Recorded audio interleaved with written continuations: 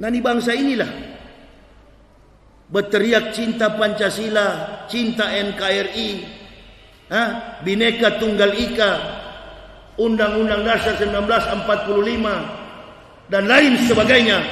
Ujung-ujungnya dia sendiri yang akan merusak, memeras Pancasila. Ini munafik. Imam ditusuk, ulama dianiaya. Siapa punya perbuatan? Perbuatan PKI. Anak cucu PKI jumlahnya sudah mencapai 20 juta di Indonesia. Pengakuan dari Ripka Ciptaning, seorang anggota parlemen DPR RI, bahwa populasi anak cucu PKI di Indonesia sudah hampir 20 juta. Ini sekarang. Ibu bapak jangan berpikir ini Indonesia baik-baik saja. Supremasi hukum sudah tidak baik. Keadilan sosial di masyarakat sudah tidak baik. Masyarakat Papua sudah minta merdeka. Mahasiswa Universitas Cendrawasih berdiri di depan aparat TNI Polri dan mereka mengatakan, kami lagi bukan Indonesia. Ini karena kepemimpinan yang tidak adil. Kepemimpinan yang memihak kepada oligark. Orang-orang yang punya modal, orang-orang yang berkuasa atas bangsa ini. Nah, oleh dan sebab itu jamaah, saya hadir di tempat ini memberikan tausiah kepada ibu bapak, menyaksikan bagaimana kecintaan kami terhadap agama ini. Kecintaan kami terhadap agama ini. Sejak tahun 2006 sampai hari ini, kami tidak pernah berhenti berdakwah. Tujuannya itu tadi, hanya dua. Kesadaran yang tinggi terhadap pengakuan La ilaha illallah. Jalankan sesuai kemampuan kita, jalankan sesuai dengan keinginan kita. Di dalam Islam ini kan banyak mazhab. Di Kristen pun banyak mazhab. Ada Pantekosta, ada Protestan, ada GKI, ada GPIB, ada Gereja Injili, ada Adventis, ada Katolik, segala macam. Banyak sekali aliran. Sama dengan di dalam Islam. Cuman perbedaannya, sekalipun Islam itu berbeda, ajarannya tetap sama, nabinya sama, Al-Qur'annya sama, syar'i dalam beribadah, hukum-hukumnya juga sama. Itulah kelebihannya di dalam Islam. Tapi kalau di Kristen, Katolik tidak boleh ke Protestan, Protestan tidak boleh ke Katolik. Kitab sucinya beda, ajarannya beda, cara beribadahnya pun beda. Kita di Islam ini nggak ada yang beda. Sholat subuh 2 rakaat, sholat zuhur 4 rakaat, sholat asar 4 rakaat, maghrib 3 rakaat, isya 4 rakaat. Totalitas sehari semalam 17 rakaat. Kalau di Kristen enggak, Katolik ibadahnya tidak sama dengan Protestan. Protestan juga tidak sama dengan Katolik. Dan mereka sesama Kristen saling membenci, saling bermusuhan. Di Islam enggak ada itu. Orang mau musafir lewat di sini, mau pergi ke Pekanbaru, bertepatan azan pada sore hari, Allahu Akbar, Allahu Akbar, mampir dia sholat asar, sholat maghrib. Tidak ditanya ini masjid Muhammadiyah atau masjid NU. Mengapa Allah buat begitu? Supaya kita sesama Muslim saling menyayangi. Ini makin hari makin. Kenapa saya suka datang di Kepulauan Riau ini, daerah Sumatera ini, sampai ke Aceh? Jujur kepada ibu bapak, Islam yang masih murni sekarang ini, Islam yang belum terkontaminasi dengan virus komunis, Islam yang masih murni, masih asli. Mudah-mudahan seterusnya sampai kiamat asli terus. Pulau-pulau di Indonesia yang belum terkontaminasi dengan virus PKI, Islamnya ada di Kepulauan Riau ini semua. Sampai ke Nanggro Aceh, Darussalam. Mohon maaf, di tempat lain walau bisawab. Saya ini kan pendakwa yang keliling Indonesia. Berjalan dari satu provinsi ke provinsi lain. Dari satu pulau ke pulau lain.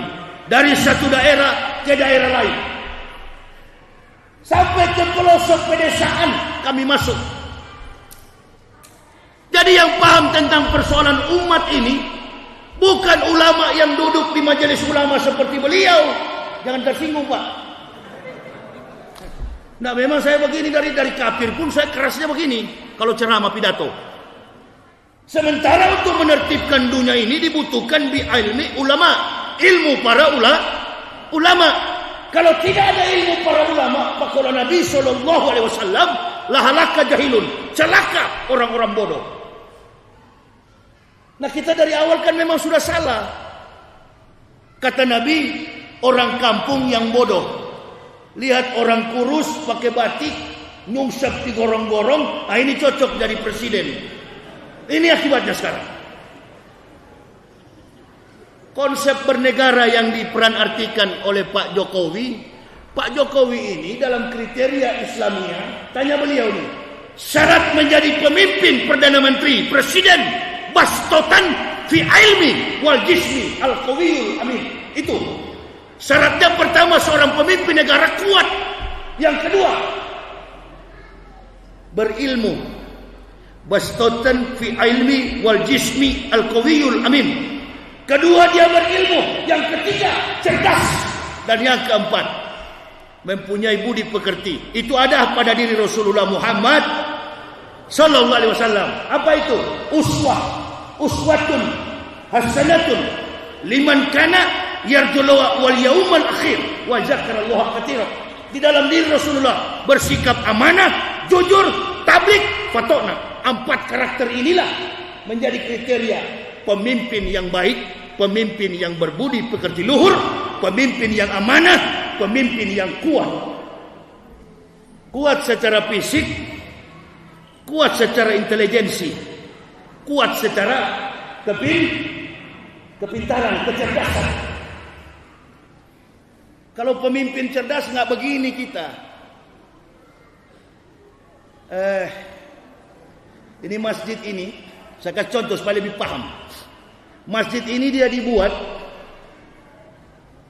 sebelum tersusun dinding-dinding, tiang-tiang ini, sebelum dia berdiri kokoh terlihat begini. Si tukang batu, tukang bangunan membuat dinding atau tembok, dia mempunyai skor. Ada skor, ada penopang. Supaya apa? Supaya dinding ini dia berdiri kokoh. Semua bangunan dibangun atas skor. Ada tiang untuk menopang. Makanya kalau kita lihat orang bikin bangunan, banyak sekali bambu, banyak sekali kayu untuk menopang bangunan itu, supaya terbentuk dalam satu bangunan yang sudah dirincikan oleh susunan teori struktur dalam bangunan itu. Ini bangunan negara Indonesia ini sudah merdeka sebelum Jokowi lahir. Betul? Artinya bangunan NKRI ini sudah ada sebelum Jokowi datang, sebelum beliau jadi presiden dengan Ma'ruf Amin. Jadi Indonesia ini sudah kokoh berdiri, NKRI sudah kokoh berdiri. Beliau datang, orang-orang di sekelilingnya, mati lampu. Orang-orang di sekeliling Joko Widodo tak pakai mic pun saya bisa. Enggak, siapa tahu ada yang mau coba kasih mati begitu kan? Kalau yang kasih mati berarti PKI tersinggung. Kalau sakit hati saja di situ. Kalau kau tidak suka saya ceramah begini, tunggu aja lah habis ceramah saya, baku pukul kita di depan situ. Oh ya, begitu kan? Jangan dikira kami para ustadz tidak bisa bertarung secara fisik. Kan begitu. Bangunan NKRI sudah kokoh, agama-agama di Indonesia rukun dan tidak pernah berkelahi. Bukan Pak Joko Widodo. Pak Joko Widodo ini dan Pak Ma'ruf tidak tahu persoalan politik yang ada saat ini. Tapi dikeliling Presiden Joko Widodo, banyak sekali bajingan-bajingan yang mencari muka, penjilat. Orang-orang inilah yang memperkeruh suasana politik di dalam lingkaran kekuasaan Jokowi Ma'ruf. Bapak Ibu jangan terpengaruh. Begini percaturan politiknya begini. Ada Menteri Agama yang dulu, sekarang sudah get out. Sekarang sudah dikeluarkan, diganti yang baru. Dia pernah mengatakan istilah good looking, nampak baik. Katanya kalau anak-anak hafiz Quran itu calon-calon teroris. Nah, selang beberapa hari kemudian Syekh Ali Jaber ditusuk di Lampung. Nah, ini yang saya analisis bahwa PKI memang sudah berhasil menguasai dan mengadu domba kita. Perhatikan baik-baik. Begitu Syekh Ali Jaber ditikam, heboh masyarakat di Indonesia. Ulama ditikam. Kenapa Syekh Ali Jaber ditikam? Karena Syekh Ali Jaber berdekatan, berhubungan identik dengan hafizah Quran. Siapa yang bermain? Sebelum Syekh Ali Jaber ditikam, Menteri Agama membuang statement di publik. Ini menunjukkan bahwa musuh penjahat di dalam lingkaran negara ini mendengar apa yang Menteri Agama katakan. Dia bermain, dia mencari ulama, dia menusuk ulama. Supaya apa? Supaya masyarakat menuduh pemerintah. Padahal itu bukan pemerintah. Paham kira-kira? Paham kira-kira? Oleh dan sebab itu kita jangan mau diadu domba dengan itu dia. Kalau kita mengkritisi pemimpin kita tidak kuat, memang betul-betul tidak kuat. Yang satu setengah mati mau jalan. Rajal yang di samping Jokowi juga jalan, tinggal lah. Itu kan fakta, bukan ngolok, memang fakta. Jadi Pak Babinsa, Bapak buka lagi tuh jejak digital itu. Ada tuh. Corona baru datang di Indonesia bulan Maret 2020. Orang disuruh lockdown, orang disuruh karantina, work from home, kerja dari rumah. Ini Rajal ini Pak Wakil Presiden yang mantan kiai. Pak Ma'ruf kumpul orang artis-artis. Bikin ditanya komentator TV dalam rangka, oh ini kan dalam rangka konser. Konser apa Pak? Untuk cari dana corona. Nah,